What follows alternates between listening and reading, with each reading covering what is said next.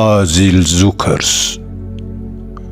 ደራሲ አልታይ ገብረመድህን ብዙነህ።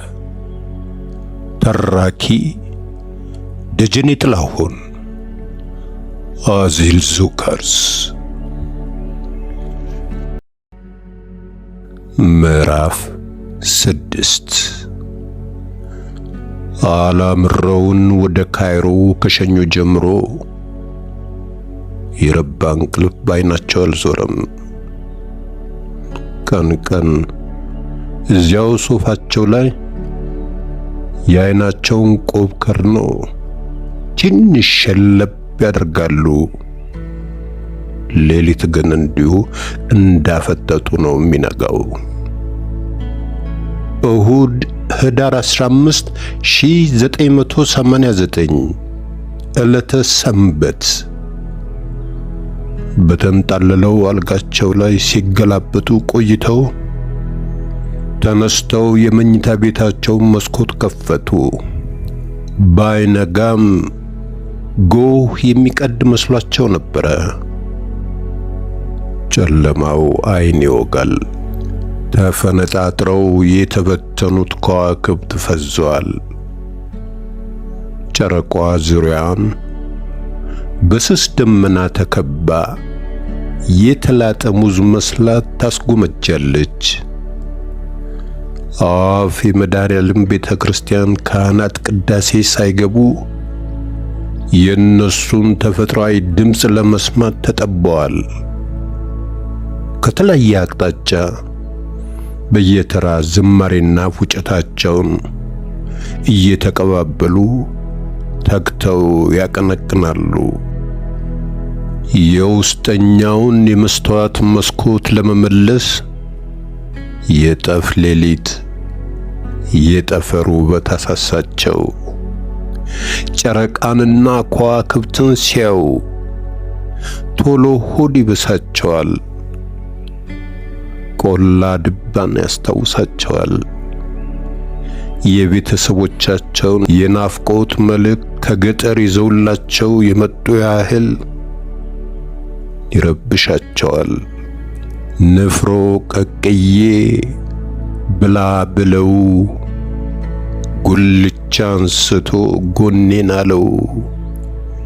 ከጎኔም ጎኔን ኩላሊቴን እናቴን ጥሯት መድኃኒቴን እሷም ብታጡ መቀነቷን እንኳን ቤትና የለኝም አጥር እደጅ ያድራለሁ ኮከብ ስቆጥር። ኮከብ ቆጥሬ ስገባ ቤቴ ትቆጣኛለች እንጀራ እናቴ። እንደ ልጅነታቸው በልባቸው አንጎርጉረው መጋረጃውን ብቻ ጋርደው ክፍቱን እንደተውት ወደ አልጋቸው ተመለሱ። አላምረው ሐሙስ ዕለት ከሄዱ ጀምሮ አልደወሉላቸውም። ከተለያዩ 3 ቀናቸው መሆኑ ነው። ተራርቆ መክረሙ እንደሆነ የተለመደ ነገር ነው። አይናፍቁምም። ዛሬ የመመለሻቸው ቀን መሆኑን ነው የሚያውቁት። የኤምባሲውን ውጤት ለመንገር ግን ትላንት መደወል ነበረባቸው። መቀበያና ለቪዛው እጅ መንሻ በግና 2 ዶሮ አርደዋል። እንስራ ሙሉ ድፍድፍ ሸሹመዋል። ቀኑን ሙሉ ከስልኩ ስር ኩርምት ብለው ሲጠብቋቸው ነበር የዋሉት። በመጨረሻም እንግዲህ ከልክለውት ባይሆንለት ነው ብለው ተስፋ እንደቆረጡና እንደከፋቸው ነው ወደ መኝታቸው የገቡት። እንቅልፍ ቢወስዳቸው ኖሮ ይህንኑ የነገዋ ኪዳነ ምሕረት እመቤቴ በህልም ትገልጥላቸው ነበረ። ግድ የለም ዛሬ መድኃኔዓለም ሄደው እንባቸውን ዘርግፈው የሆዳቸውን አውጥተው ይነግሩታል። ጸሎታቸው እንዲሰማ አሃዱ አብ ከመባሉ በፊት ደርሰው ሙሉን ቅዳሴ ማስቀደስ አለባቸው። አሁን ገና ውድቅት ሌሊት ነው። ትክክለኛውን ሰዓት ማወቅ አልፈለጉም። ምን ይጠቅማል? አበሳቸውን እንደ ውሃ ያቀለው። የግድግዳውና የኮሞዲኖ ሰዓት ሰከንድ ቆጣሪዎች ግን ንዝረታቸውን አላቆሙም። በቀጭኑ ከልብ ምታቸው እኩል ቀጭ ቀጭ ቀጭ ሲሉ ያላምረውን ሁሉም ነገር በእንቅስቃሴ ላይ ነው ፍልስፍናን እንዲያስታውሱ ልዩ ኃላፊነት የተሰጣቸው ይመስላሉ።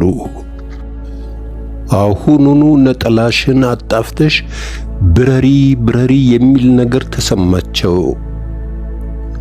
የደጁ ጸጥታና ጨለማው ከቤትም ሆነ ያስፈራል። እርጥበት ያዘለ ቀዝቃዛ አየር በግቢያቸው አትክልት መሃል ይሽለኮለካል። ከቦሌ ሁለተኛ ደረጃ ትምህርት ቤት ጀርባ ከጨፌ አቅጣጫ የሚመጣው የጅብ ድምፅ አጥራቸው ስር የጮህ ያህል ያስተጋባል። መቼስ ቦሌና ጅብ በመሃል ላይ ተጣጡም። እንኳን እሳቸው የሰፈሩ ውሾች በሙሉ ለምደዋቸዋል። ጅቦቹን ተከትለው ምላሽ ሲሰጡ ደቂቃ አይፈጅባቸውም። በደቦ ያላዝናሉ። የነጋበት ጅብ ቁርስ ከመሆን እስኪነጋ እዚሁ የተጋደሙበት የሞቀ አልጋቸው ውስጥ ሆነው ፈጣሪያቸውን መለማመን ይሻላቸዋል። አንተ መድኃኔዓለም አሉት ወደ መስኮቱ አንጋጠው። ልጆቼ ፓስፖርት ላይ ቪዛ ካስመታህልኝ ባሌ ሲመጣ ደጉን ካሰማኸኝ በገዛ ጉልበቴ ዳቦ ደፍቼ ጠላ ጠምቄ በባዶ እግሬ ሰንጋ እየጎተትኩ ይዤ መጥቼ እዚሁ በርህ ላይ ፍሪዳህን ጥዬ ነዳያንን አብልቼ አጠጣለሁ። ቃላቸውን ሰጡ። ልክ ጸሎታቸውን እንዳሳረጉ ከራስጌያቸው ኮሞዲኖ ጫፍ ላይ በቋፍ የተቀመጠው ቀይ የቤት ስልክ ጸጥታውን አወከው። ኪር ኪር ግንባራቸውን በቁጣ አጥፈው ወደ ተሰቀለው ፔንዱለም ቀና አሉ። 9:20 ማነው ሳይነጋ በሌሊት? ጥሪውን ላለመመለስ አመነቱ። ኪር ኪር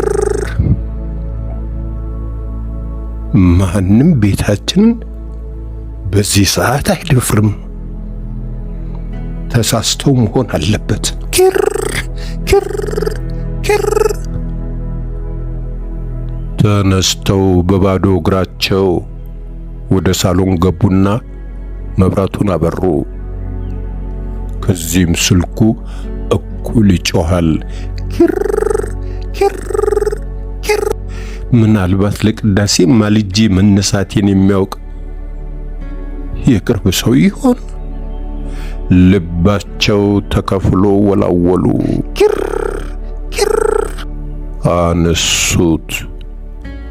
ጤና ይስጥልኝ፣ የካፒቴን አላምረው ወርቄ መኖሪያ ቤት አበባየሁ።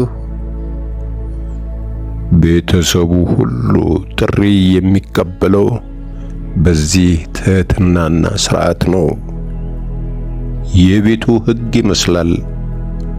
እሳቸው ከጎንደር እንደመጡ በአዲስ አበባ ንግድ ሥራ ኮሌጅ ገብተው በትምህርት እንደቀሰሙት ነው የሚናገሩት። የዛሬው የስልክ አመላለሳቸው ግን ከወትሮው ለየት ያለ የቁጣ ዜማና ጥርጣሬ ነበረበት። አበባዬ፣ እኔ ነኝ። አይዞሽ። አስደነገጥኩሽ እንዴ? ምን ነው ዛሬ ተቆጣሽሳ? አሉ ካፒቴን አላምረው።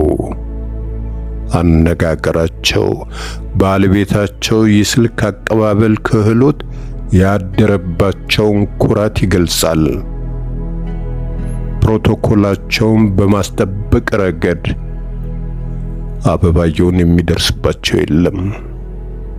ጥንቁቅ የምትባል ወይም እኔ ነኝ ያለች የሚኒስቴር ጸሐፊን በእጥፍ ያስከነዳሉ። አንቺን ሚስቴ ሳይሆን ማናጀሬ ነበር ማድረግ የነበረብኝ ብለው አንዳንዴ በልባቸው ይቀልዱባቸዋል። አበባየው በቀጭኑ ሽቦ ከወዳኛው ጫፍ የባለቤታቸውን ኩሩ ድምፅ በሰሙ ጊዜ ተረጋጉ። የኩራታቸው ምንጭ ምን እንደሆነም በልተውታል። በትንሽ ነገር ያንን ያህል ጠልቀው ስሜታቸው መማረክ በመቻላቸው ልባቸው ቀለጠች። ወይ በሞትኩት አልዬ! ኧረ አላስደነገጥከኝም? በዚህ ሰዓት ማን ነው ብዬ እኮ ነው። አንተ እንደምትሆን ግን ልቤም ጠርጥሮ ነበረ። ብታምንም ባታምንም ልክ እያሰብኩ ነው የደወልከው። አይገርምህም? እድሜ ረጅም ነው።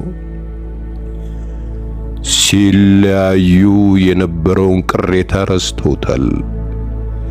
ያው ናቸው ለጊዜው ቱግ ይላሉ እንጂ ወዳቸው ቂም አይቋጥርም። እንደ ሕፃን ልጅ ወዲያው ነው ነገር የሚረሱት። አላምረውን ይህንን ያህል ዘመን የገዙትም በዚሁ ምሉስ ባህሪያቸው ነው። ገና አልተነሳሽም እንዴ? ትንሽ ቀደም አልኩብሽ መሰለኝ በጧቱ። ኧረ ጧት አይደለም፣ የሌሊት ቀትር ነው። ጨለማው እኮ ገና አልገለጠም፣ ድቅድቅ እንዳለ ነው። ትኩረቱን ብታይ ማሰሻ መስሏል። በዚያ ላይ አረዛዘሙ ሁለት ሌሊት አንድነት የገጠመ ነው የሚመስለው። ከሄዱ ጀምሮ ያሳለፉትን የጣር ሌሊቶች ክፋት ሊዘከዝኩላቸው ፈልገው ነበረ። መቼስ በዚህ ሰዓት የደወለበት አንድ ጥብቅ ጉዳይ ቢኖረው ነው ብለው በዝምታ ካፋቸው የሚወጣውን ነቅተው ጠበቁ። አየሩ እንዴት ነው? ይዘንባል? አላምረው ጠየቁ። ደሞ ምን ዝናብ አመጣ በህዳር? ጥቂት ዝም አሉና የለ አይዘንብም፣ መጠየቅ ልማድ ሆኖብህ ነው። በትዝብት አንቺስ ጤናሽን እንዴት ነሽ? አበባየው ለጊዜው መስማት የማይፈልጉት ጥያቄ ነበረ። ልቦናቸው ያለው የቪዛው ዜና ላይ ነው። አለሁ ምን ሆናለሁ ብለህ ነው? አሳጥረው መልሱና እዚሁ ቤት ስር መጠመጥ መሽቶ ይነጋል። አሉ ድንገት ግልፍ እንዳለው ሰው። በልባቸው ግን እየረገሟቸው ነበረ። ይልቅ የሄድክበት ጉዳይ እንዴት ሆነልህ ንገረኝ። በማይረባ ጥያቄ በሌሊት ልቤን አታውልቀኝ። ምን ነው ማታ በጊዜ ያልተኛሽም ነበር? የደከመሽ ትመስያለሽ። ኧረ በጊዜ ነው አልጋ ላይ የወጣሁት። ትንሽ እንደ መቀጥቀጥ አርጎኝ እንቅልፍ አልወስደኝ ሆኖ ነው። የልባቸውን በልባቸው ይዘው ለአንተ መቼም ቀኑም ሌሊቱም ሁሉም አንድ ነው። የሀያ ጡረታ መውጫ ደርሶ አርፈ መቼም ይሄ እንጀራ አይደለም። ከልብ ተቆረቆሩላቸው። እንደ መርዶ ነጋሪ ዶሮ ሳይጮህ ምን እንዴት በዚህ ሰዓት ደወልክ አሏቸው እንዳልባሌ። መልሳቸውን ለመስማት ግን ትንፋሻቸውን ውጠው የስልኩን እጀታ ጥብቀው ይዘው ጆሮአቸውን አቆብቁበዋል። አላምረው በዝምታ ትንሽ ቆዩ። ቃል ሳይወጣቸው በውሸት ሳል ጉሮሯቸውን ጠራረጉ።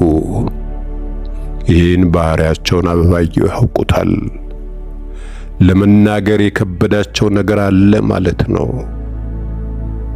ስለ ዝናብና ጤንነታቸው ያቀረቡላቸው ጥያቄም የማለስለሻ መሆኑን ተገንዝበዋል። እንደ አውሮፕላን ዙሪያ ጥምጥም አኮብኩቦ መነሳት ልማዱ ነው። አልሆነለትም። አልቀናው ሆኖ ነው። ክፉ ነገር ጠረጠሩ።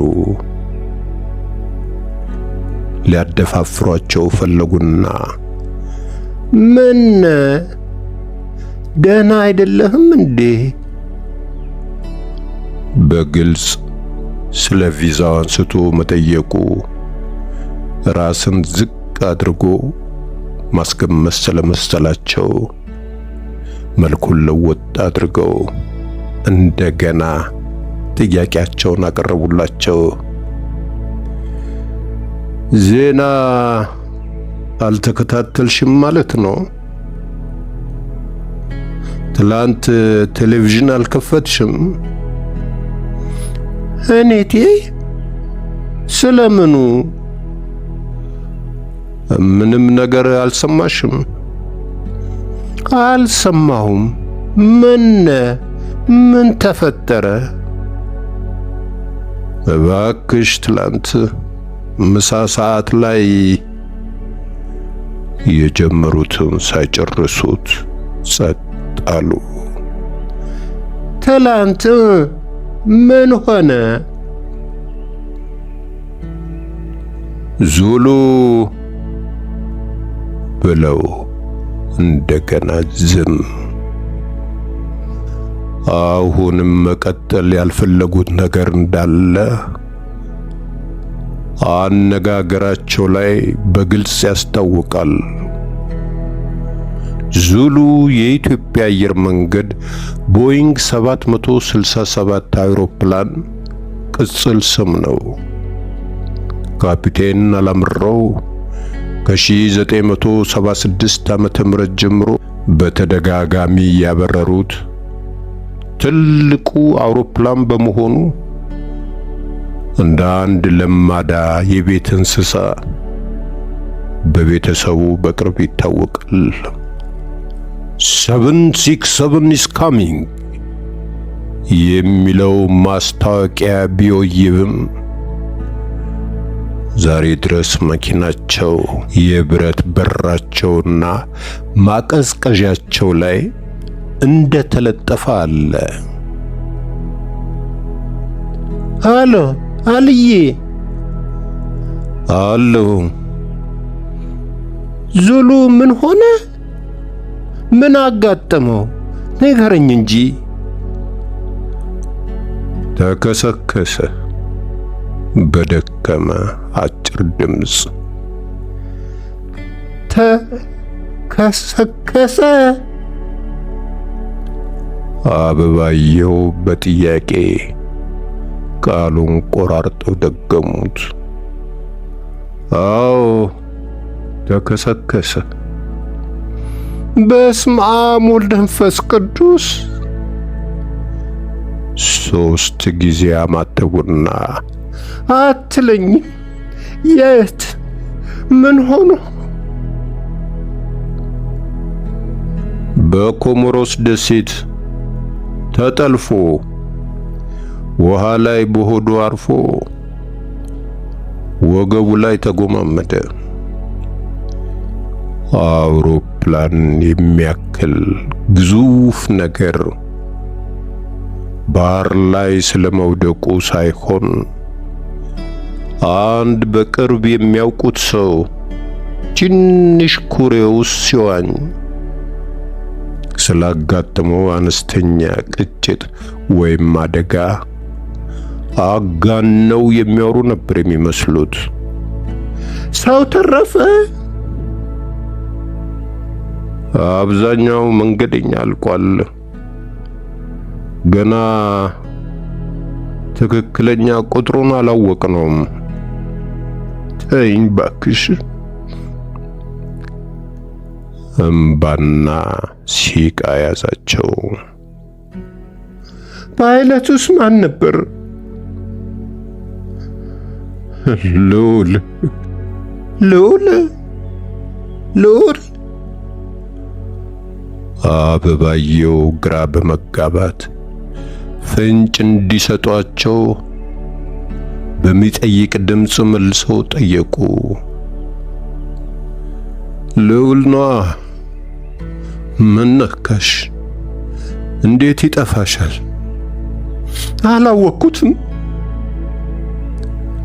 ካፒቴን ልዑል። ዘነጋሁት፣ አልመጣልኝም። አይገርምህም? የባለቤታቸውን የሥራ ባልደረቦች አንድ በአንድ አበጥረው ያውቋቸዋል። ካፒቴን የሚለው ማዕረግ ቀድሞ ሙሉ ስማቸው ካልተጠራላቸው በነጠላው ወይም በመጀመሪያ ስም ብቻ ማስታወስ ይከብዳቸዋል። በአካልም በደንብ ለይተው የሚያውቋቸው ከዩኒፎርሞቻቸው ያገኟቸው እንደሆነ ብቻ ነው። በሲቪል ልብስ አንዳቸውንም አይለዩአቸውም። አላምረው ይኸው መደናገራቸው ገብቷቸው ካፒቴን ልዑል ነጋ ሲሉ አረዷቸው። ሙሉ ስሙን ከነማዕረጉ እንደሰሙ ማንነቱ መጣላቸው። አይናቸው በቀጥታ ፊት ለፊታቸው ግድግዳ ላይ ጎላ ብሎ ወደ ተሰቀለው የፎቶግራፍ ቢጋር ተወረወረ። ካፒቴን አላምረው ከካፒቴን ልዑል ጋር በበረራ ስራቸው ላይ ግራና ቀኝ ተቀምጠዋል። አየር መንገዱ በቅርቡ 50ኛ ዓመት በዓሉን ባከበረበት ወቅት የተወሰደ የቅርብ ጊዜ ፎቶግራፍ ነበረ። ሁለቱም ፓይለቶች ግማሽ ገጽታና ጎናቸውን ሰጥተው ወደ አንድ አቅጣጫ ዞረዋል። አረንጓዴ ኮታቸው ላይ የተለጣጠፉት አርማዎች ከኮፍያዎቻቸው ጋር የጦር አዛዥ መኮንን ግርማ ሰጥቷቸዋል። አገጮቻቸው የየትከሻቸውን ውሃ ልክ ሚዛን ጠብቀው ሾለዋል። ፈገግታቸው በልክ የተመጠነ ነው። የዓይናቸው እርጥበት ከነጭና ጥቁር ኳሱ ጥራት ጋር ኩልል እንዳላለ የሳሎኑ ወርቃማ መብራት ነጸብራቅ ተጨምሮበት እዚያው በአካል የተገኙ አስመስሏቸዋል። የሁለቱም ገራገር አስተያየት አበባየው ላይ ዋለለ። ኩራታቸው ልበ ሙሉነታቸውን ይገልጻል። ሆዱ ሞልቶ የጠዋት ፀሐይ እንደሚሞቅ የዱር አንበሳ ዙሪያቸውን ንቀውታል። ካፒቴን ልዑል በራስ መተማመኑ ግርማ ሞገሱ እንዳለ ነው። እንዲህ እንደዋዛ የሚቀጠፍ ሰው አይመስልም። እዚሁ ቤት የምግብ ጠረጴዛ ላይ ተቀምጠው አብረው ምሳ ከበሉ አንድ ሳምንት አይሆነውም። ይህ ሰው ዙሉን ይዞ ባህር ላይ ተከሰከሰ። አንዘፈዘፋቸው። ምራቃቸውን ትከሻቸው ላይ ፈንጥቀው የሰው ልጅ ሸክላ ነው። ከናፍራቸው መጠጡ። ተስፋው በተሟጠጠ ትንፋሽ ኋላ ታዲያ እንዴት ሆነ ጠየቁና የባለቤታቸውን ምላሽ ሳይሰሙ ደረታቸውን እየደለቁ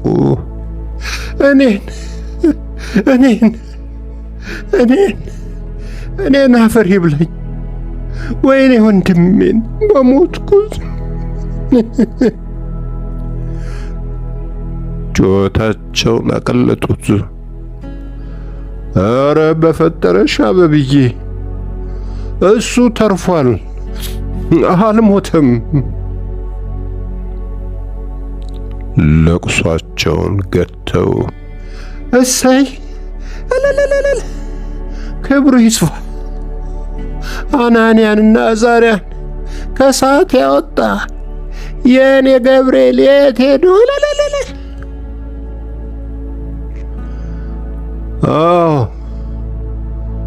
የጉዳቱ መጠን አይታወቅም። ከተረፉት ውስጥ መሆኑን አረጋግጫለሁ። ተመስገን። ሮጦ ያልጠገበ አንድ ፍሬ ልጅ እኮ ነው። በቀደም ማን ነው አብሮት የመጣው? እንደ ቁመቱ ቦጅቦጃሚ የሆነው አርቲስት ማን ይሆን? ሆቴሉን ሆኖ የሰራው ልበቀናው፣ ኡፍ ስሙ ጠፋብኝ። አበበ ካቻን ነው። አመጣ አበበ ገበታ ላይ ጥቁር እንግዳ እያልኩ ስቀልድባቸው እንዳልከስሽ ጠበቃው እኮ ሆኗል እያለ ሲያስቀኝ በሞትኩት። እንኳን ተረፈ። ልምድ ያለው ፓይለት መሆኑ በጀን። እሱ ባይሆን ኖሮማ ተዩ ዙሉ ተንኮታኩቶ ዱቄት ይሆን ነበረ። ለወሬ ነጋሪ አንድም ሰው ባልተረፈ ነበረ። ትንፋሽ ወሰዱና ለማንኛውም አሁን የደወልኩልሽ ለሁለት ነገር ነው። የመጀመሪያው የአደጋውን መንስኤ ከሚያጣራው ቡድን ጋር በስፍራው ተገኝቼ አብሬ እንድሰራ ታዝዣለሁ። ምናልባት ከዚሁ በቀጥታ ወይም በአዲስ አበባ በኩል ዛሬ ወይም ነገ እሄዳለሁ። ሁለተኛው አንቺ ስለሰጠሽኝ የቤት ስራ ቁም ነገር ጉዳይ ነው። በዚሁ ምክንያት የኤምባሲው ግብዣ ላይ መገኘት አልቻልኩም።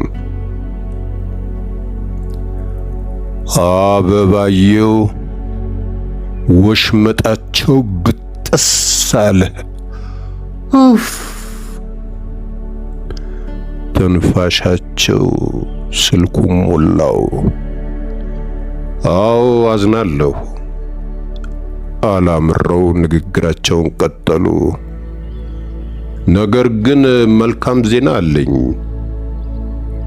ባዶ እጄን ላለመመለስና ቃሌን ላለማጠፍ ትላንት ከጀርመን ኤምባሲ ሰዎች ጋር በዚሁ በተከሰተው አደጋ ጉዳይ ተገናኝቼ ነበረ። እግረ መንገዴን ስለዚሁ አንስቼ ከቤተሰቤ ጋር ጀርመንን መጎብኘት እንደምፈልግ ነግሬያቸው ቪዛቸውን ፈቅደውልኛል። ለሶስቱም የሸንገን ቪዛ መጥተውላቸዋል።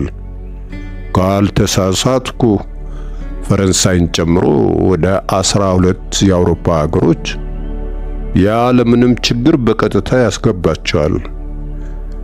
ጥርጣሬና ጥያቄ እንዳይፈጠር ያስመቱበትን ትክክለኛ ቀን ለመዋሸት ተገደዋል። አበባየው ልባቸው በደስታ ጮቤ ረገጠች።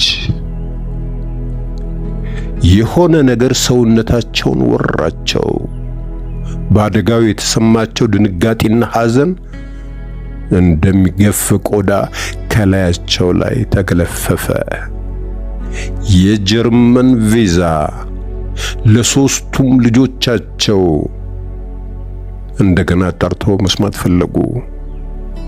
ስልኩን ከቀኝ ጆሮአቸው ወደ ግራ አዘዋውሮ ቆይ የምን ቪዛ አልከኝ? እንደ አዲስ በጩኸት ጠየቁ። አላምረው ረጋ ብለው የተናገሩትን ከደገሙላቸው በኋላ ቅር የተሰኘች ስለመሰለኝ አንቺን ለማስደሰት ስል ያደረኩት ነገር ነው። በምንም አይነት ጉዳይ እንድትከፊብን አልፈልግም። ልጆቹ አሁን ምንም አያደርግላቸውም። ቀስ ብለን ደግሞ የተመታውን ቪዛ አሳይተን በሚቀጥለው ዓመት ከአሜሪካና ካናዳ አንቺ በመረጥሽው እንሞክራለን። በተረፈ እንግዲህ አሉና ለመሰናበት ዳርዳር አሉ። ዝርዝር ጉዳዩን ሐዘኑ ይለፍና ቁጭ ብለን በስፋት እንነጋገርበታለን እኮ። እስኪ የጀርመን ቪዛ ስለማግኘት ራሱ በመድኃኔዓለም ስም አልልኝ። እኔ እንደው በዓይኔ ካላየሁ አላምንም። እያሾፍክብኝ እንዳይሆን ኋላ ነግሬያለሁ አልዬ፣ እንዳንጣላ። ምንድነው የምትይው አበባዬ? ይህን ያህል ምን መጣ? ካርቶን ላይ ለተመታ ማህተም የምን መሐላ ነው እሱ? እውነተኛ ቁጣቸው ከመሐላውም በላይ ማረጋገጫ ዋስትና ሆኗቸው ሰከኑ። ታዲያ በዛው ከምትሄድ በዚህ አይት አድርገህም ብታልፍ ጥሩ ነበረ። እግረ መንገድህንም ፓስፖርቱን ጣል ታደርግልን ነበረ። ቤት ለመምጣት ጊዜ እንኳን ቢያጥርህ እኔ አንድ አፍታ ኤርፖርት ብቅ ብዬ እቀበልሃለሁ። ምን ስራ አለኝ ብለህ ነው? የቪዛው ነገር የዝሉን አደጋ አቅልለው እንዲያዩና ቀስ በቀስም እንዲዘነጉ ማድረጉ በገዛ ባላቸው ትዝብት ላይ ጣላቸው። የወገናቸው እልቂት ጠልቆ አልተሰማቸውም። የሞት ጥላ አጠገባቸው እያንዣበበ መሆኑን ማየት አልቻሉም። ቪዛው ልባቸውን ሰውሮታል።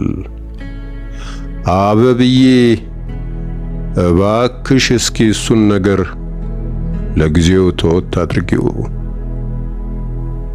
እኔ ያነሳውብሽ መረጃው እንዲኖርሽ ያህል ነው። ትላንት የረገፈው ሰው ቁጥር ቀላል አይደለም። ሐዘን ላይ ነን። ኢትዮጵያ ጥቁር ሸማ ለብሳ ደም እያነባች ነው። ዓለም አዝኗል። እውነቱን ልንገርሽ፣ እኔም ልቤ ተሰብሯል። በሰላም ወይ። መልካም ስንብት። ንግግራቸውን ቆርጠው ተሰናበቷቸው። አበባየው የሆነውን ሁሉ መቀበል ከብዷቸዋል። ህልም ነው የመሰላቸው። ስልኩን ጨክነው መዝጋት አልቻሉም። ንግግራቸውን ማራዘም ፈልገው ዘንጉን አጥብቀው ሄሎ አልዬ፣ ሄሎ ከተጉማመደ ጡጥ ቶን በቀር ሌላ ነገር አይሰማም። እጃቸውን ከጆሮአቸው አላቀው አፍንጫቸው ስር አስጠግተው ባሌን ውለድ አስተያየት አፈጠጡበት። በመስሚያው ወንፊት ከርቀት ድምፅ የለቀቀላቸው መሰላቸው። በሚቀጥለው ዓመት ከአሜሪካና ካናዳ አንዱን መርጠሽ እንሞክራለን። ያላምረው ቃላት ጎልተው ጮሁባቸው። ስልኩን በፍጥነት ወደ ጆሮአቸው መልሰው ምን አልከኝ አልዬ? ምን አልከኝ አልዬ? መልስ የለም። ሄሎ። ዝምታ። ሄሎ አለ። ጭጭ። አልዬ። ቱ የተዘጋ ቶን ድምፅ ብቻ ጦልውል አደረጋቸው። ልባቸው ባፋቸው ተፈትልካ ልትወጣ ጉሮሯቸው ጫፍ የደረሰች መሰላቸው። ቋቅ ሊላቸው ፈለገ። ረጅም ትንፋሽ ወስደው ራሳቸውን እንደምንም ካረጋጉ በኋላ አላምረው ይሰሟቸው ይመስል እሱን ተው፣ እስከ ዛሬ ልጆቼን ያበሰበስካቸው ይበቃል። 1 ዓመት አይደለም፣ 1 ሰኮንድ አይጠብቋትም። በተገኘው ሄደው የድላቸውን ሞክረው ሰው እንደሆነው ይሆናሉ። ለማንኛውም አንተ ብቻ ፓስፖርቱን ከቪዛው ጋር ይዘህ በሰላም ተመለስ። ማደርገውን እኔ አውቃለሁ። የስልኩን ዘንግ በቁማቸው ለቀው ከፎው ላይ ያሳረፉት። ወደ መኝታ ቤታቸው ሲመለሱ የተዛነፈውን የሌሊት ጓናቸውን እያስተካከሉና መቀነቱን አጥብቀው እያሰሩ በሚቀጥለው ዓመት በተደፈርኩ ቁጭት እየፎከሩ ነበረ። ቀጥኜ ባይኝ ጅማት ጠየቀኝ አለች ሴትዮዋ። ፓስፖርቱ ከጄ ይግባና እኔ አበባየሁ ያመሸ ተኮላ ልጅ ምን እንደማድረግ አሳይሃለሁ። ቀልደኛ። ውስጥ እግራቸውና መሃል አናታቸው ነደደ። ስኳርና ደማቸው ከፍ ለማለት ቲ ትንሽ ሰበብ ነው የሚፈልገው። ካልጋቸው ላይ ተመልሰው ተጋደሙ። ማደንዘዣ መርፌ እንደተወጉ የሆነ ነገር ሰውነታቸውን ስብርብር ድቁስቁስ አእምሯቸውንም ዛል እንደ እንቅልፍ አድርጎ ይዟቸው ተሰወረ። የቦሌ የጧት ንፋስ ሙሉ በሙሉ በተከፈተው ሰፊ መስኮት ስስ መጋረጃውን ገልቦ የመድኃኔዓለም ቤተክርስቲያንን ሥርዓተ ቅዳሴ ከአበባየሁ ጆሮ አደረሰ። እንደ ሰመመን አድርጎ ገዝግዞ የጣላቸውን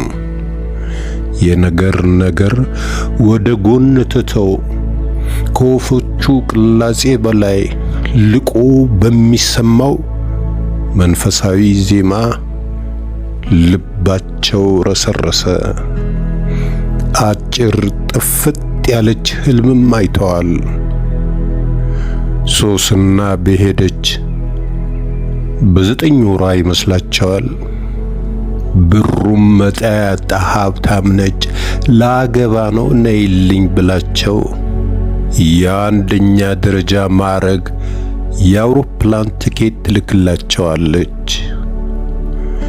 በፈረንሳይ አየር መንገድ ወደ ፓሪስ ሲሄዱ ልክ ገና አውሮፕላን ውስጥ ገብተው አረፍ ከማለታቸው ነበር ከእንቅልፋቸው የባነኑት። ህልሙን ሳይጨርሱት በመቅረታቸው መጠነኛ ቅሬታ ተሰምቷቸዋል። የጅቦቹና የውሾቹ የብሽሽቅ ቅብብሎሽ አሁን የለም። የተሽከርካሪ ሞተር ድምፅና የአካባቢው ሁካታ ተረክቦታል። አሁንም የሚደወለው የቤተ ክርስቲያኑ መረዋ ልብ ያረዳል። የዘነጉትን አንድ ትልቅ ነገር አስታወሳቸው። ይህ የልባቸው መሻት እንዲፈጸምላቸው ያልተሳሉት የስለት አይነት አልነበረም። ለእያንዳንዱ ደብር የገቡትን ቃል ከደውሉ ጋር አብረው መቁጠር ጀመሩ። ኪው ምንጣፍ ለግቢ ገብርኤል፣ ኪው ጥላ ለልደታ ማርያም፣ ኪው ትልቁን የአንገት ሐብሌን ለቁልቢ ገብርኤል፣ ኪው ኪው ኪው ጧፍ ሻማ የጆሮዬ ጉትቻ ለቆላ ድባው ቅዱስ ሚካኤል፣ ኪው ጥቂት ሄደው አልከፉበትም። ታከታቸው። በዝርዝር ማስታወስ አልቻሉም። ቢሆንላቸውም እንኳን ሁሉንም በአንድ ጊዜ ማስገባት የሚያስቡት አይሆንም። ገንዘቡስ እሺ፣ ግን በየትኛው ጉልበታቸው? በሬ፣ ሙክት፣ ብር፣ ሽቶ ያልተሳሉት ነገር አልነበረም። ሌሊት ላይ መስኮት ሲከፍቱ ከመድኃኔዓለም ጋር የተነጋገሩት ቃል ከመረዋው ጋር ተዋህዶ ጭንቅላታቸው ውስጥ እንደገና ደጋግሞ ደወለባቸው። በገዛ ጉልበቴ ዳቦ ደፍቼ በባዶ እግሬ ሰንጋ እየጎተትኩ ፍሪዳውን ጥዬ መፈጸም የማይችሉትን አድርጋለሁ ብለው ቃል በመግባታቸው ተጸጸቱ። ትንሽ ቀደም ብሎ የምስራቹን አብስሮኝ ቢሆን ኖሮ እኮ እንዲህ ራሴን ፈተና ውስጥ አልከትም ነበር ትላንት ቀኑ ሙሉ ከስልኩ ጋር እንዲያተጣብቄ ስጠብቀው ደውሎ የሆነውን ቢያሳውቀኝ እዚያም ድረስ አፌን ባልከፈትኩ ነበር። እንኳን ሰንጋ እየነዳሁ ልሄድ እኔ ራሴ ሰንጋ ክዬ ከክፍል ክፍል የምንቀሳቀሰው በመከራ ነው። የድፍረት ደግሞ በባዶ እግሬ ማለት እኮ ነው። አንድ ጊዜ አላምረውን፣ ሌላ ጊዜ የገዛ ራሳቸውን ወቃቀሱ። ድፍረታቸው አስገርሟቸው እየሳቁ ሆሆ ወደው አይስቁ። ለነገሩ የቸገረው እርጉዝ የባሰበት መጫት ያገባል ይባል የለ። መቼ ሰው በጨነቀው ጊዜ የማይቧጥጠው ገደል፣ የማይፈነቀለው ድንጋይ፣ የማይበጥሰው ቅጠል የለው። ምን አባቴ ላድርግ ብለህ ነው? አንተ መቼም የማታውቀው ነገር የለም። ይቅር በለኝ። በመስኮቱ ግላጭ ለመድኃኔዓለም አንሾካሾኩለት። ጨለማው ገልጦ ሰማዩ በቅጡ እየጠራ የአህያ ሆድ መስሏል። ምስራቅ ጮሯን ለመልቀቅ ዋልታዋን የደም ሸማ ልብሳ ታምጣለች። አድማሱ ደፈራርሶ ቀልቷል። ቃላቸውን በማጠፋቸው አምላካቸው ዓይኑን ድልህ አስመስሎ መቆጣቱን ምልክት እያሳያቸው ይሆን? ከቤት ቢወጡ አንድ ነገር የሚሆኑ ሁሉ መሰላቸው።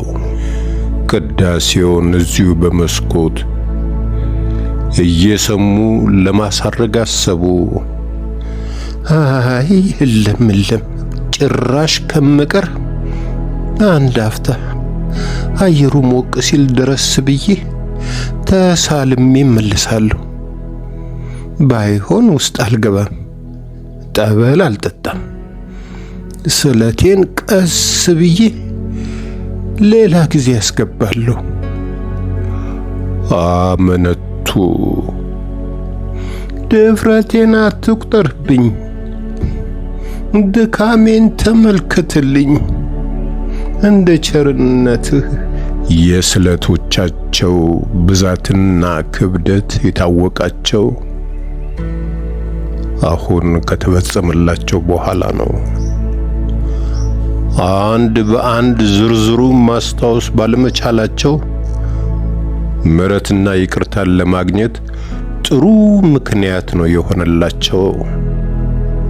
ንስሐ በሚገቡ ጊዜም ቀኑናውን ያቀልላቸዋል። ስለዚህ ከዚህ በላይ እንደገና ከልሰው ማየትም ሆነ ማሰብ አልፈለጉም።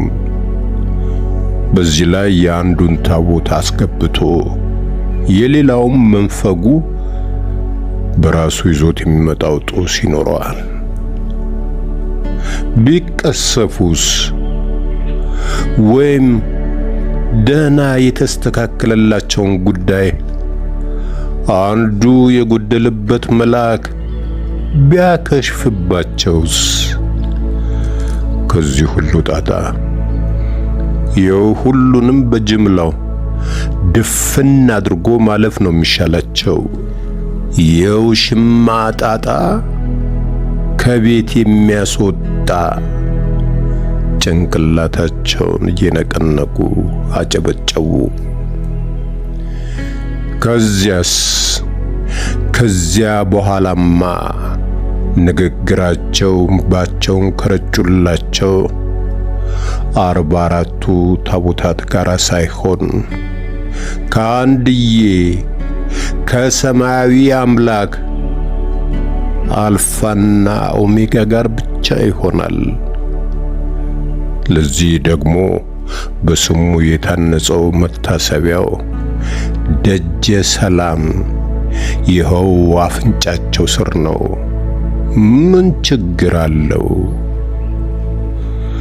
ከተጋደሙበት ተነስተው ፒጃማቸውን ቀይረው የቀሚሳቸውን አላባሽ ነጠላ ፍለጋ ልብሶቻቸውን አመሰቃቀሉ።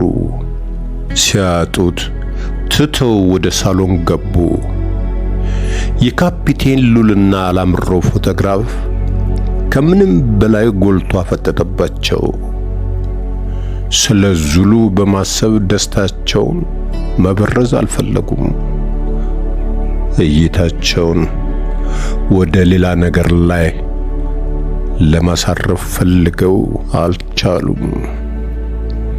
አላምረው ሌሊቱን ሙሉ ሲታዘቧቸው ያደሩ ነበር የሚመስሉት። እምትገርሚ ሰው ነሽ፣ እንዲህ አይነት ድንጋይ ልብ እንዳለሽ አላውቅም ነበረ። ወይ አምላኬ፣ ምኗን ጉድ ነው የሰጠኸኝ እያሉ አልይ ድንጋይነት አይደለም የሆነው፣ አንዴ ሆኗል፣ መመለስ አይቻልም። ከቤት እንደወጡ መቅረታቸው ያሳዝናል። የአደጋው ሰቆቃ ሳይሰማኝ ቀርቶ አይደለም። ማንኛውም ነገር በእንቅስቃሴ ላይ ነው።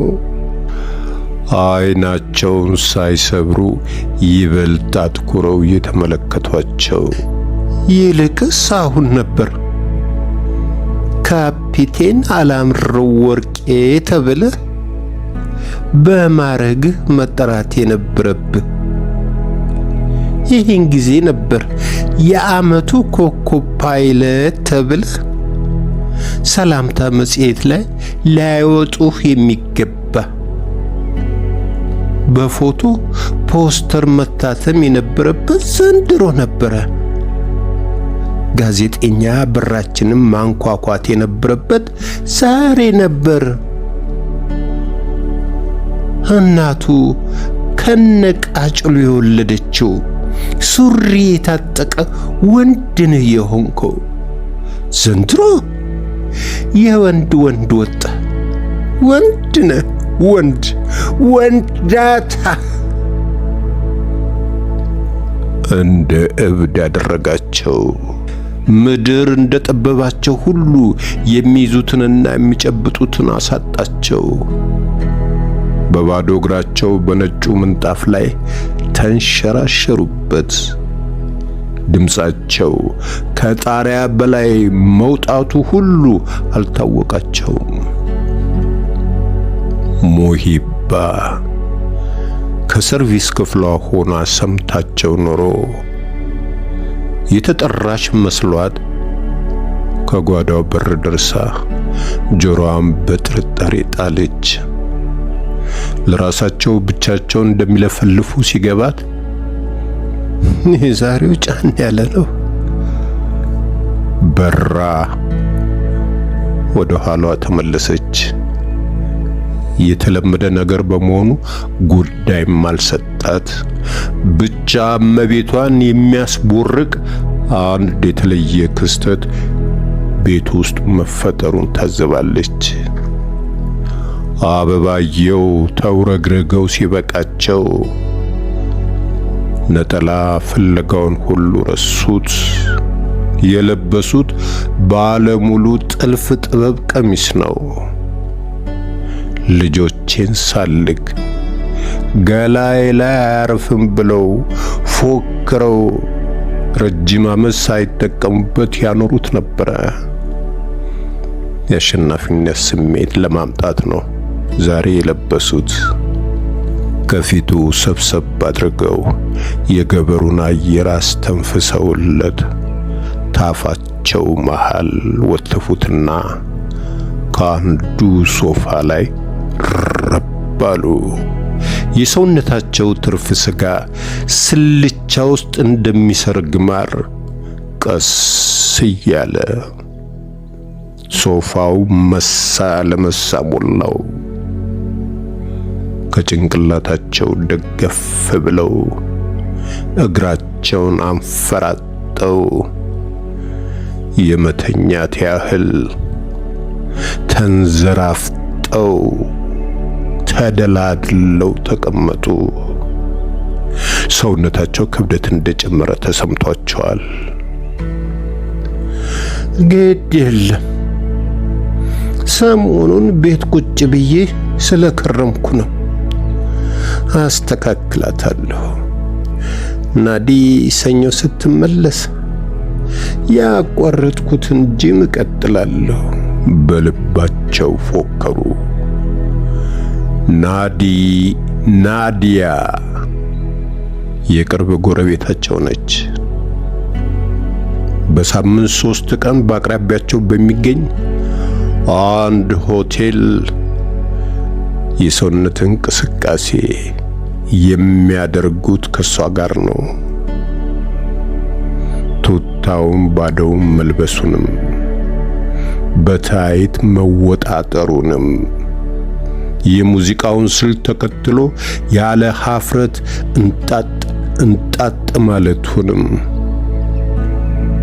አደፋፍራ ያስተማረቻቸው እሷው ነች።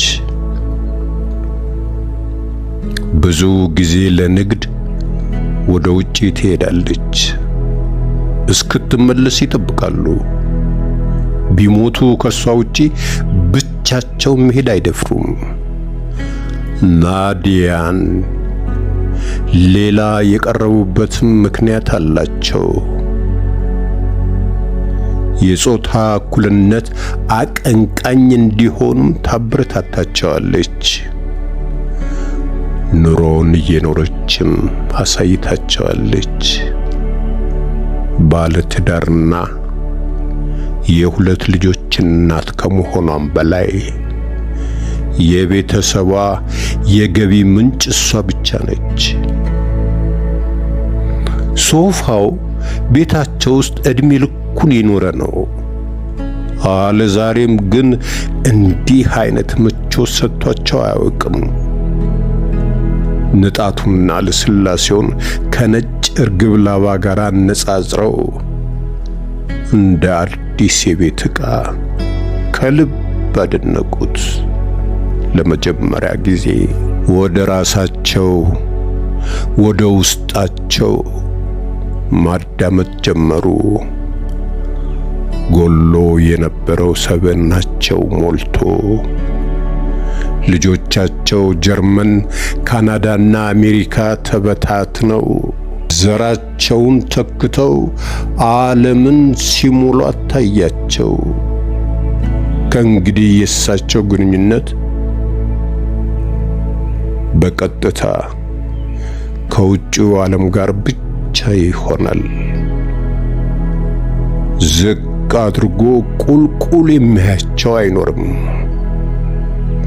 ደረታቸውን ነፍተውና አፋቸውን ሞልተው ስለ አውሮፓም ሆነ አሜሪካ ማውራት ይችላሉ። በኢኮኖሚ ጠንክረው ሲቋቋሙ ደግሞ ቢያሻቸው በራሱ በአየር መንገዱ ነጻ ትኬት እየተመላለሱ ንግድ ይጀምራሉ። አለያም አዲስ አበባ ወይም ጎንደር ከተማው ትልቅ ፎቅ ሰርተው ያከራያሉ። ቆላ ድባ ታንስባቸዋለች። በአሜሪካ ልቤ ተነካ። በራስ የመተማመን ነጻነት ውስጣቸው ፈካ። ይህንን የወኔ ዝናር እንደታጠቁ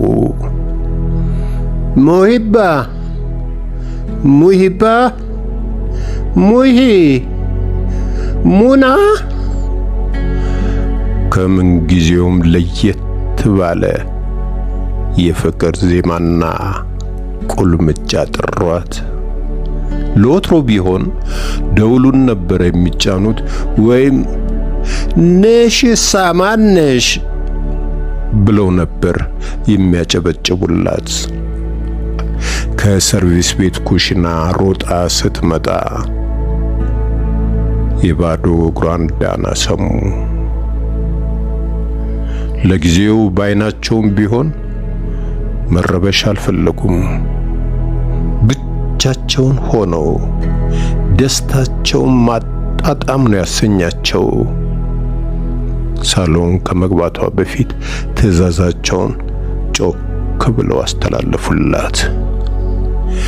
እስኪ ጎሽ የኔ ወላንሳ ቤተ ክርስቲያን ድረስ ብዬ እስክመጣ ቡና አፍልተሽ ቆይ፣ ለጻድቅ የሚሆን ቂጣ ቆንጆ አርገሽ ጋግሪ፣ ታፈሰችንም ጥሪያቸው።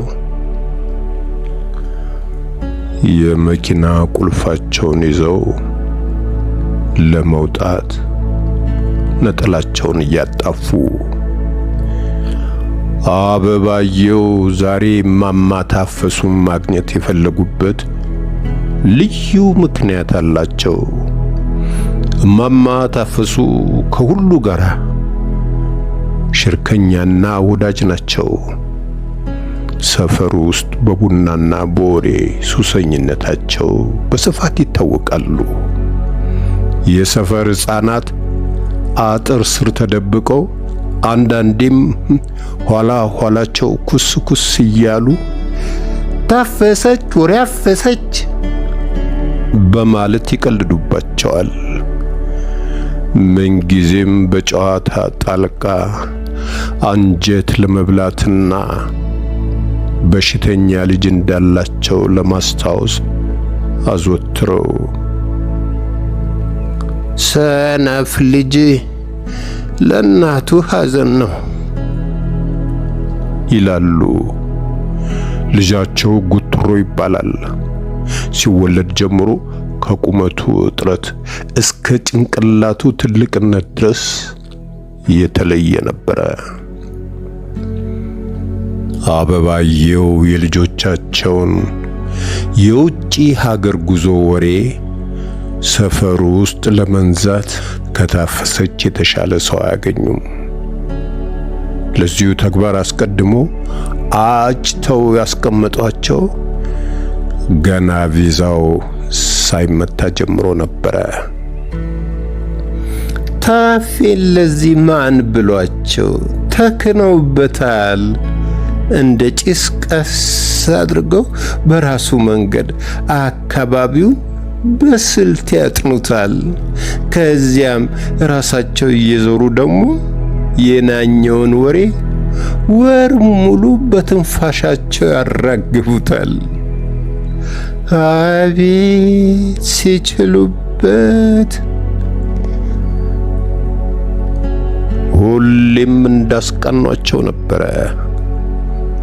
ይህን ደስታቸውን ለማካፈል ታፈሰችም በቀዳሚነት የመረጡበት ሌላው ምክንያታቸው ለረጅም ዓመት ከማንም በላይ በቅርብ ጭንቀታቸው በመካፈላቸው ጭምር ነው። አማካሪ ያደረጓቸውም ጊዜ ነበረ። ከልጆቻቸው ቅድሚያ መስማት ያለባት ትርሲት ነች። የምስራቹን አብስረው እስኪያስደስቷት ድረስ ቸኩለዋል።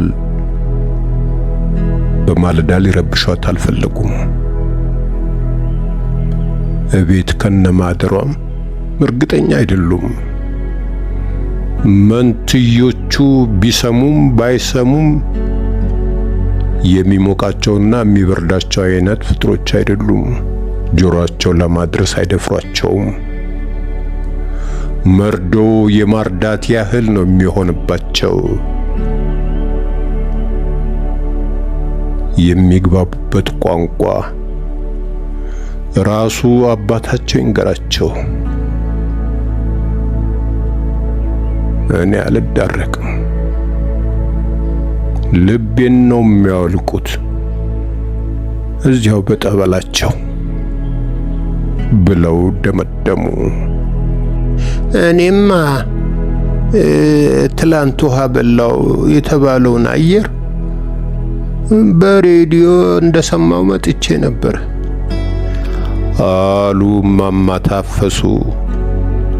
አበባየው ቤተ ክርስቲያን ደርሰው ከተመለሱ በኋላ ፉት ያሉትን ቡና አጣጥመው በስኒ መቀመጫቸው ወደ ሙሂባ እያመለከቱ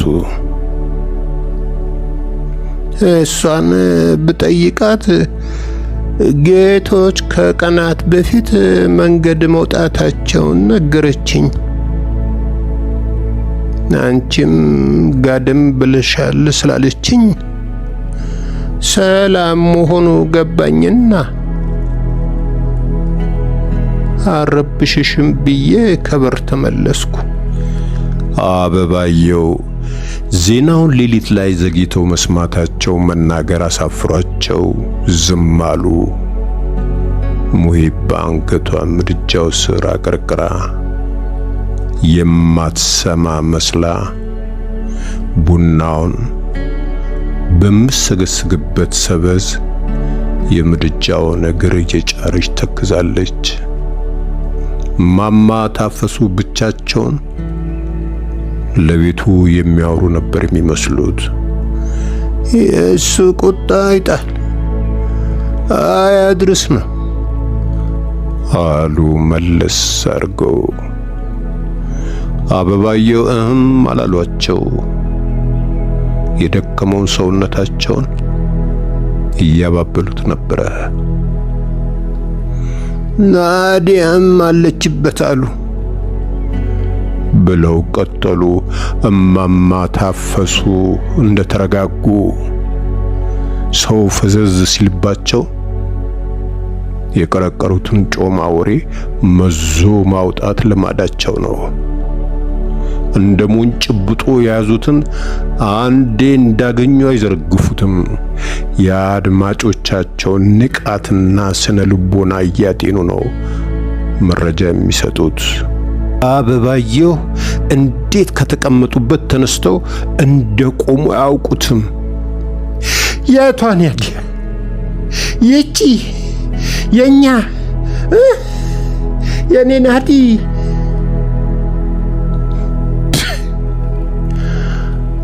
ኧረ ወዲህ ታዲያ ሌላ ናዲያ አለች እንዴ? የቤቱን ምሰሶ የነቀነቁት ያህል ተኩራርተው ረጋ በይ፣ ምን ልትሆኝ ነው? ቤተሰቦቿ ራሳቸው ገና መሞቷና መትረፏን አላወቁም። አበባየሁ እምባ ሳይወጣቸው በደረቁ እቴን እያሉ ጮሁ። አታሟርቺበት፣ ተቀመጪና ራስሽን አረጋጊ። ለራስሽ በሽተኛ ነሽ። ቡና ላይስ የምን ለቅሶና ጮኸት ነው? እሱ አላማረብሽም? ደስ ብሎን ጠጣበት።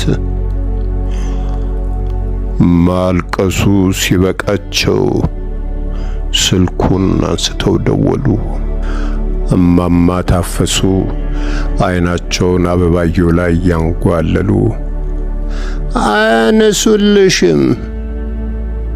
ቅድም ወደዚህ ስመጣ በበራቸው ነበር ያለፍኩት። ቤተሰቦቿ እንዲሁ ሲጫጫሁ ነው ያደሩት። የሕፃን ልጆቿ አምላክ በክንፉ ይነጠፍለት፣ ቸሩን ያሰማቸው። ባሏ አቶ ዑመር ደንግጦ የዚህም ምድጃ ከሰል መስሏል። ሲያሳዝን። እንደ መልካቸው የጠቆረውንና የተሸበሸበውን ደረቅ ከንፈራቸውን በሐዘን መጠጡ። እሷ ቤት አይደለም ደውለው አልዬ ዘንድ ነው። ምን አይነት ፍርጃ ነው ዋካችሁ? የሚሉት ጠፍቷቸው እየተንቀጠቀጡ ስልኩን ደጋግመው ሞክረው ባላቸው ያረፉበትን የካይሮ ሆቴል ስልክ ቁጥር ተቀበሉ። በማዞሪያ በኩል ወደ ግብጽ ሊደውሉ ሲዘጋጁ በመሃል አላምረው ራሳቸው ደወሉ። ሰላምታ ሳይለዋወጡ በዙሉ የናዲያን መሳፈር አረዷቸው። አሁን ወደ ስፍራው ልንሄድ ነው። እንደደረስኩ አጣርቼ መልሼ እደውልልሻለሁ። መልካም። ስልኩን ዘግተው ይህንኑ ለማማ ታፈሱ አሳወቋቸው። እሱ በዚያ የአደጋው አጣሪ ኮሚሽነር ሆኖ ተወክሎ የለ እያሉ ጨማምረው ባላቸውን ካቡላቸው። ሙሂባ ተነስታ ሁለተኛ ዙር ቡና ቁርስ ለማስቆረስ የጠርዙ ስፌት በአረንጓዴ ቆዳ የተለበደውን እርቦ በቅድሚያ ለአበባየው ስትዘረጋ ቅፍፍ እንዳላቸው ይቅርብኝ ብለው አሳለፏት። የለበሱት አረንጓዴ ጥለት ወዳጃቸውና ናዲያን እንደገፋባቸው ተሰምቷቸዋል። ቄጤማው የስኒዎቹ ጡብ ጌጦችም አረንጓዴ ነበሩ። ሙሂባና ታፈሰችም አረንጓዴ ሆነው ሳይታያቸው አይቀርም። አቦሉን ከደገምኩ ቶናና በረካ አልጠጣም። ስጨርሺ ቄጤማውን ሰብስበሽ ጣዩ። ስኒውንም አጣጥበሽ ወደዛ ሸፍነሽ አስቀምጪው። ሌላ ጊዜ በቀዩ ተጠቀሚ። ቂጣውን በወጨት ገልብጪው። ተነስተው ወደ መኝታ ቤታቸው ሄዱ። ሙሂባ መዳፎቿን ጉንጮቿ ላይ ለጥፋ ስብር እንዳለች የምትገባበት ጠፋት። አይዞሽ አትደንግጪ፣ ውቃቢዋ አልወደደው ሆኖ ነው። ባንቺ ማግመጡ አይደለም፣ የአረንጓዴ ዘር አይነ ጥላ አለባት። እማማ ታፈሱ ያስያዘቻቸውን አፋቸው ውስጥ እያንጓለሉ አጽናኗት። የግራ ጆሮ ግንዷን ትከሻዋ ላይ እንደቀበረች የለበሱትንም ጥበብ አለዛሬም አይቼው አላውቅም። ልትቀይረው መሰለኝ የገባችው። ዛሬ ምን ታይቷት እንደለበሰችው እንጃ። ተናግረው ሳይጨርሱ እንዳሉት አበባየው የሀበሻ ቀሚሳቸውን በድሪያቸው ቀይረው ቀለል ብሏቸው ተመልሰው መጥተው ከትልቁ ሶፋ ላይ እንደ ጠገበ ከብት በሆዳቸው ተፈነደሱ። የቤቱ ስልክ ሲጮህ አነሱት። ሶስና ነበረች።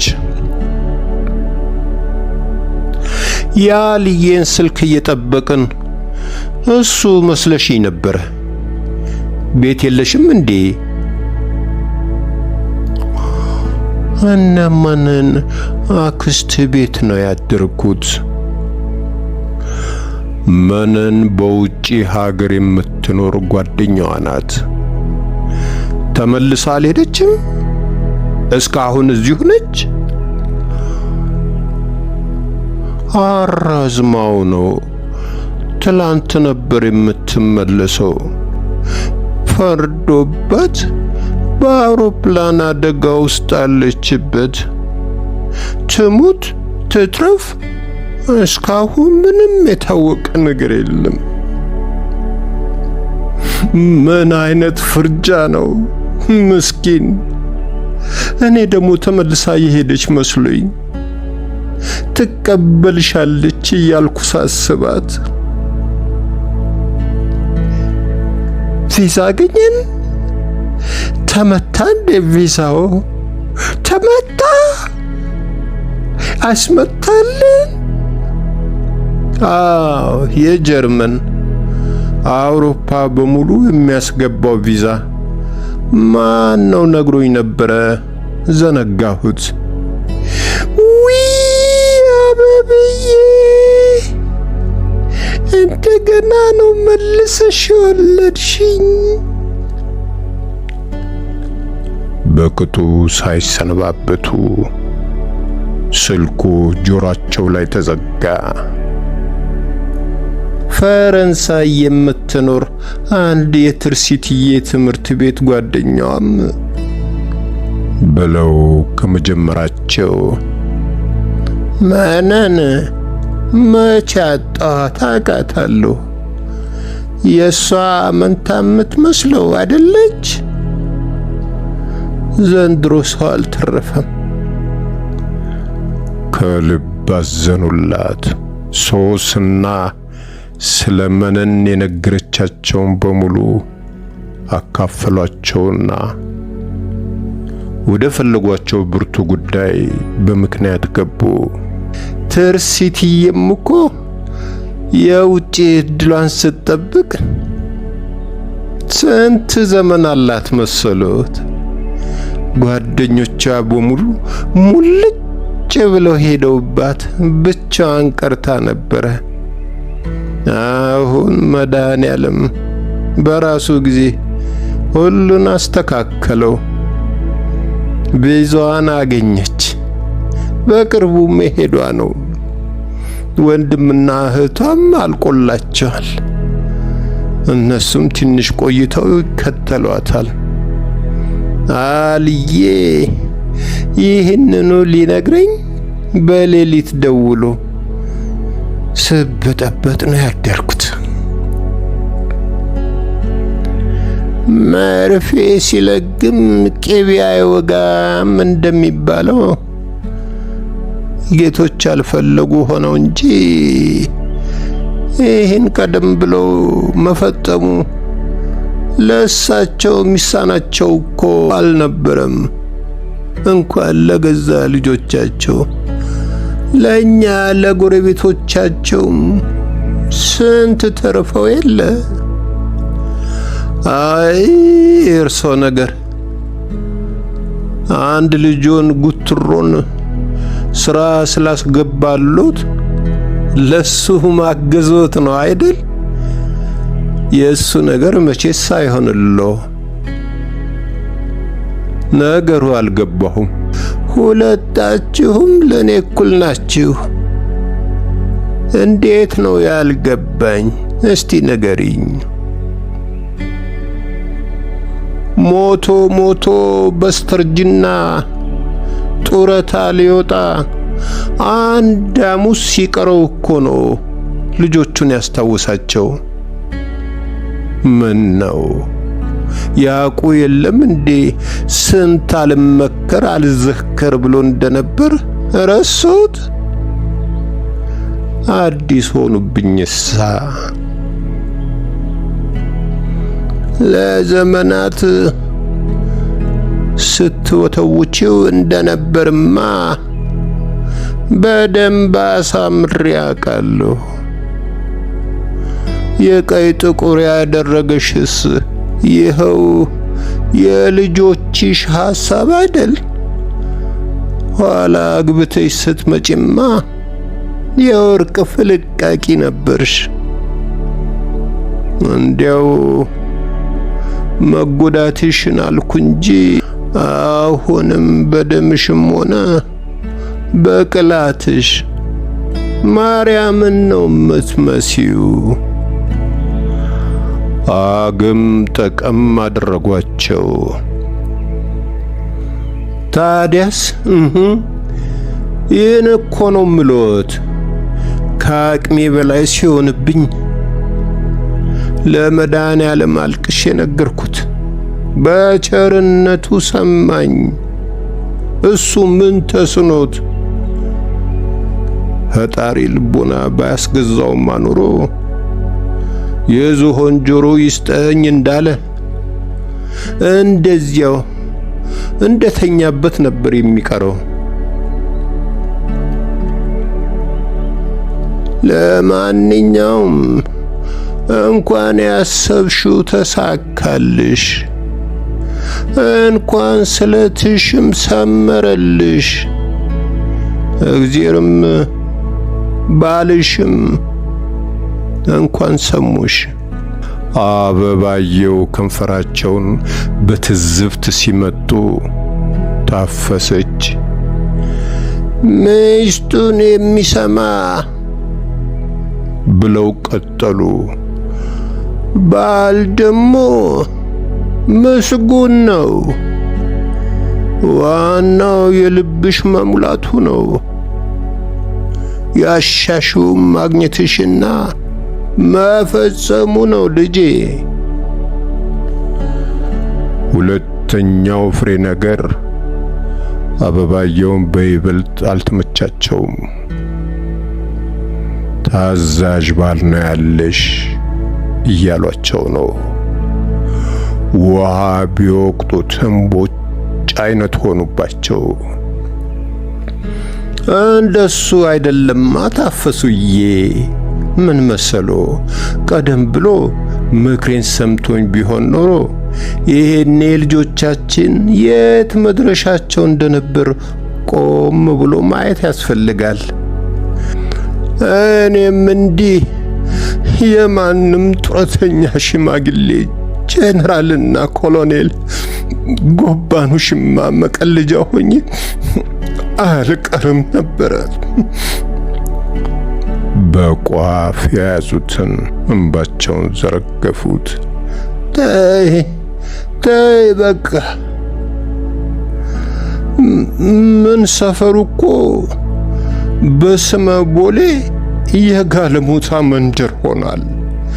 በየቪላው በወይዘሮ ስም ባዶ ቤት ታቅፈው የተቀመጡ ቅምጦች ናቸው የሞሉት። ለምን ባልና ልጅ አላት ነው መሰለኝ። በየሄድኩበት በነገር አቃጥለው ሊገሉኝ ነው። ነገርን ተወት አድርጎ እንዳላየ ማለፍ ነው እናቴ። አትኩረው ካዩት ሽምብራም አፍንጫ አላት። ብሶታቸውን ስላላደነቁላቸው አበባየው ማንባታቸውን ቀጠሉ። ከቤተ ክርስቲያን መተሽ አታልቅሺ። ይቅር ተዩ፣ ሆዳ ይባስሽ። ይሁን ደህና። ሳግ እየተናነቃቸው እምባቸው መለሱ። እንዴት ነው እሱ? አሁን ቡናችንን እንጠጣ። በቃ እርሺው።